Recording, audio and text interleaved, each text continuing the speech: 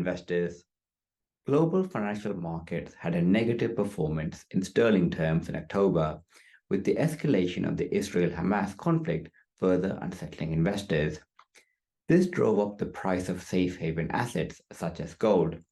The most commonly traded gold index had its best month since March 23. The sell-off affected nearly all stock sectors, with defensive and tech stocks exhibiting the most resilience and smaller companies performing the worst.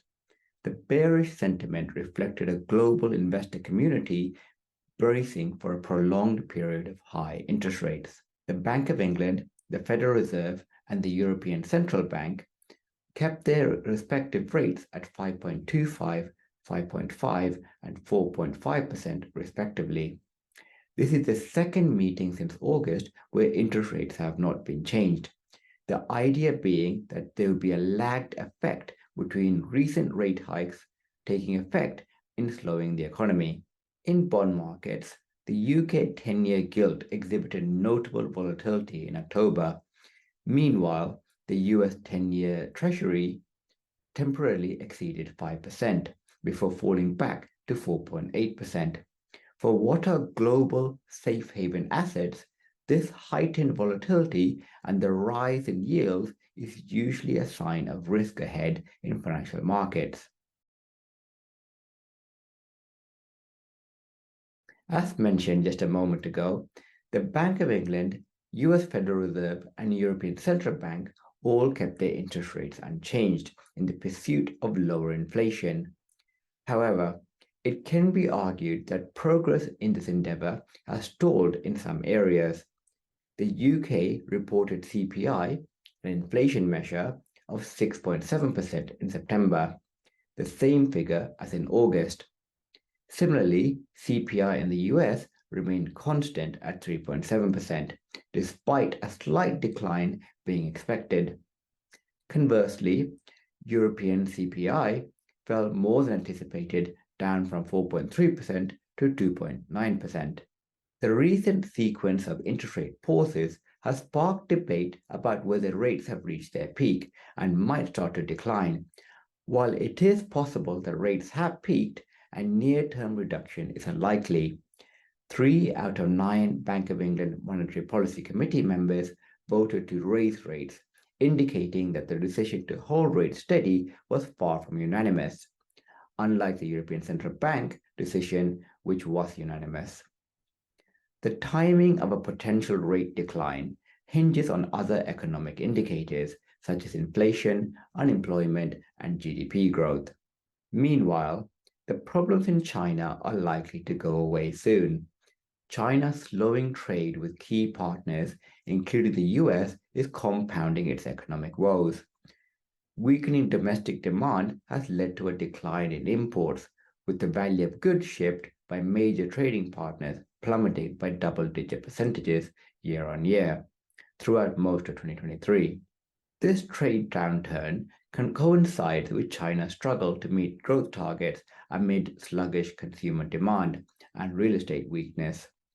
China is the only major economy in the world to keep base rates low, and in fact has even gone so far as to stimulate the economy through quantitative easing measures. Unemployment remained at historic low levels, but has started to pick up in many economies.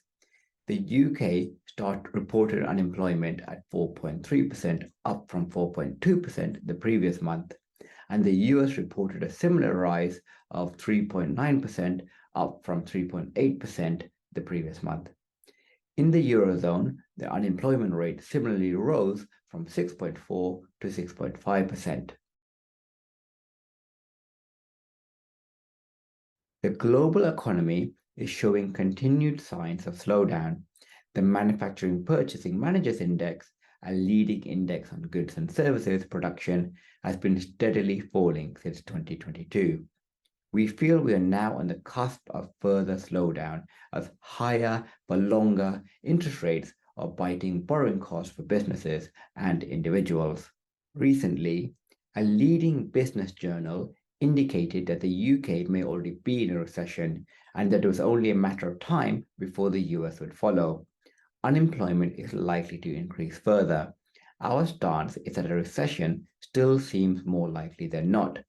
But if we are to experience one, it is likely not until next year and expected to be short and shallow. We mentioned in our last commentary that the conflict in the Middle East would elevate oil prices for a sustained period. While prices have stabilized since the start of the conflict, it is hard to see that prices will drop below $80 per barrel of crude oil for the foreseeable future. This is partially due to the sanctioned production cuts on Russia, which have continued from last year. Given the uncertainty of direction in global markets at the moment, we want to make use of any excess cash in our client portfolios. To this extent, we deployed cash reserves by investing into a listed defined returns hedge fund. This fund has produced consistent returns over the last several years. We continue to monitor the position in our commodity and real assets fund, which should be a diversifier in high inflationary environments. When an opportune time arises, we expect to use the sale and proceeds from this fund into upweighting our exposures in North America and European equities, which we remain currently underweight in. As always, we encourage you to contact your financial advisor should you have any immediate concerns. If you have any further questions for us, we of course welcome them and ask our clients to contact us at the email address on the bottom of your screen. Thank you.